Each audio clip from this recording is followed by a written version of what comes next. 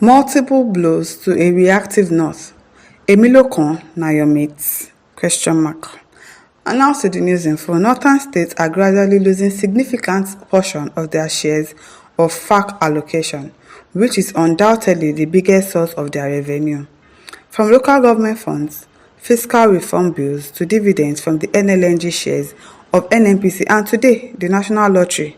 Imagine, so all these things they are getting allocations for it in North. Hey, now wow.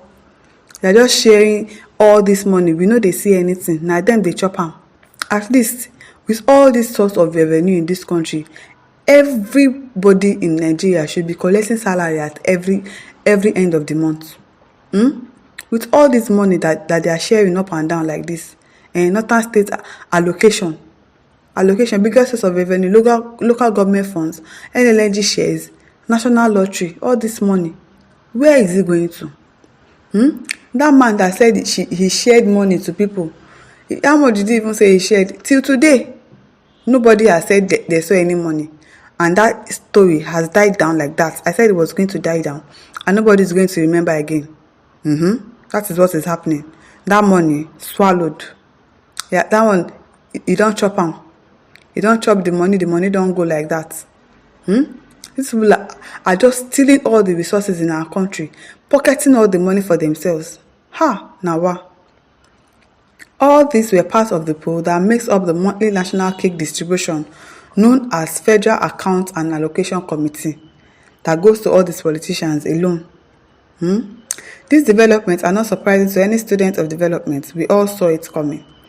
Early this year, the Supreme Court, in a suit filed by the federal government, scrapped the state and local government joint accounts, which before then entrusted local government funds in the hands of their respective states. Yeah, that was the autonomy that they granted local governments. In another case, the Supreme Court also agreed that the argument of the AGF and held that NNPC stake shareholding in the NLNG, unlike the NNPC itself, actually belongs to the federal government alone and not the entire federation. Really? The federal government alone. Oh. Those billions of dollars accrued to NNPC from LNG annually are not to be shared anymore with the state as part of FAAC. Similarly, VAT, a chunk part of the non-oil revenue currently being shared based on equity, derivation and population formula amongst FG, states and local governments will, if the Emilokan's executive bill succeeds at the National Assembly, now be shared based on derivation or consumption or both. Because how can they be sharing by population formula? If they are sharing by population, then obviously the North are going to be having way more than us. Because these people have 70 children. One person will marry like 10 wives and have like 70 children. And then they are sharing revenues by population. No way. They should not be doing that. They should not be doing that though. It's either by consumption or derivation. And also, if you don't sell this thing in your state, you don't expect to be collecting revenue that comes from it. It's not possible. It's not possible. That is like robbing Peter to pay Paul. And people think you are wise. You don't want to do anything. You say it is haram, and then you want to be collecting the money that is from haram. It will not work again. This one here, I'm supporting for that one. Either way, I don't see how the North can benefit from it. I will get to the reason shortly. Then came today another blow in a suit initiated by Lagos State Government, the learned justices of the Supreme Court, while granting all the relief sought by the AG of Lagos State, held that revenues accrued to the Federation through the National Lottery Commission from the regulation and royalties of lottery and other online games is in reality within the residual legislative list, exclusive to states to regulate and generate revenues from. I believe there may be more of these seemingly harsh interpretations of the law in the nearest future, because that is what the Constitution actually contemplated.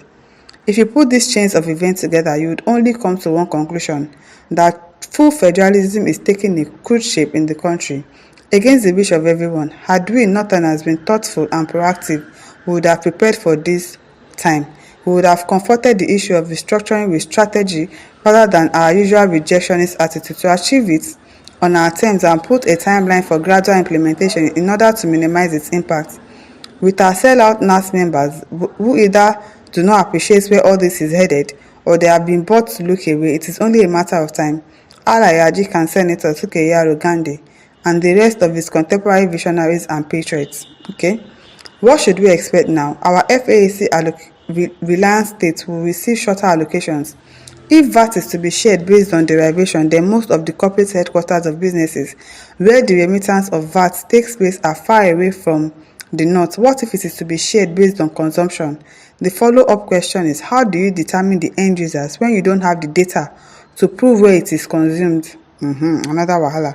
Even if this data exists, most of our businesses in the north, including Kano State, are not formal businesses, so their distributors are in Lagos and other southern states. Our traders are running away from institutionalization of corporate governance framework in their businesses that will give them the capacity to deal with manufacturers and wholesalers directly in order to properly document their dealership.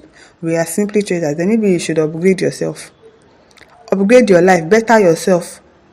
Be knowledgeable. Teach yourselves how to get better, and stop relying on allocations alone. Lottery is worse because majority of our states think the whole business is haram. But wait, is it not double standard that you are operating a secular state, collecting VAT revenue generated from breweries and royalty from casinos, including the lottery, for all these years, while still believing it is haram? Who is this person? I really like this because he's speaking the truth. Now you are saying something is haram, and then you are collecting revenue from it. If something is haram, you are supposed to say, I'll still be lying. You don't want to. You don't want money from what they made selling haram stuff. You're not supposed to be collecting it, but now you are fighting for allocations. At least it will soon be over and we shall stick with halal revenues. Abi now. Cut the long story short, the North must wake up on issues of governance and development. The culture of electing clueless governors, please tell them. The dominance of corrupt and soulless political class must end. We must pay more attention to our manpower and skill development policies. Reform our education system, because that is what all this boils down to. Education. Thank you. This person is like, obviously you're educated. And of course you have sense, join. Because people, they don't want to go to school. They don't want to do anything. They're just relying on this allocation. By their population, they should be sharing money to you. Meanwhile, even your people that are governing you don't care about you. They collect all the allocations. They don't use it to better your lives. They pocket it. They don't want people to go to school so that they will keeping you clueless. So obviously, they need to be educated. They need to acquire skills. It's not only shoemakers and tailors that will be having, a jikani shop that will be having in North. They need to be educated. They need to make something good of their lives. To stop relying on revenues. How many Nigerian Lagos youths are relying on revenue? We don't even see anything. Shingbai, we know they see. So they really need to up their skills, get better in their education. Our youth must stop social media praise singing and political sycophancy and embrace education and skill acquisition. Our businesses must also adopt corporate governance, innovation, and be more industrious and forward-thinking. Because Emilokan is not your mate, though, really, because he's not going to listen. What he says he will do. He will do it, so you better be prepared for the outcome.